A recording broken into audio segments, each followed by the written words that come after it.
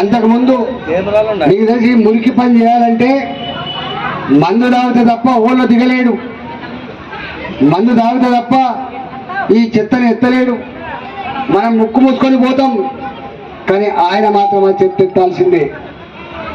ఇంటికి పోతే ఆ చెత్త వాసన, బట్టల వాసన వచ్చినప్పటికీ అనేక మంది చచ్చిపోతారు. నేను ఆర్గ్యుమెంట్ పెట్టిన, ఇవాళ ఈ కంటోన్మెంట్ లో పనిచేసే వాళ్ళంతా కూడా డాక్టర్లు అనుకోకండి, మీరు ప్రభుత్వ ఉద్యోగులు అనుకుంటున్నారు, మీరు చెత్త తీసే వాళ్ళు కూడా కంట్రోల్ కోసం. కరోనా కష్టకాలంలో ఇదే తెలంగాణలో అనేక మంది చచ్చిపోతే హాస్పిటల్ పనిచేసే వాళ్ళు కంపల్సరీ పోస్ట్ వచ్చేసినారు, మీరు వెసులుబాటు ఏమని చెప్పి నిన్న కూడా అడిగినారు. కానీ వాళ్ళ ఊరు చెప్పింది మంచి మనం చెప్పినా మళ్ళీ తప్పకుండా నిన్న మళ్ళీ అయింది. కానీ కాలేదా పని మళ్ళీ ఎప్పుడు పడతా. ఇవాళ కంటోన్మెంట్ లో 99 సంవత్సరాలు తీసుకున్న వాళ్ళు కూడా ఉన్నారు. మొన్నే వచ్చి మా ప్రశాంత్ తీసుకొచ్చింది ఇక్కడ కొంతమంది అన్నా దగ్గర సంగతి.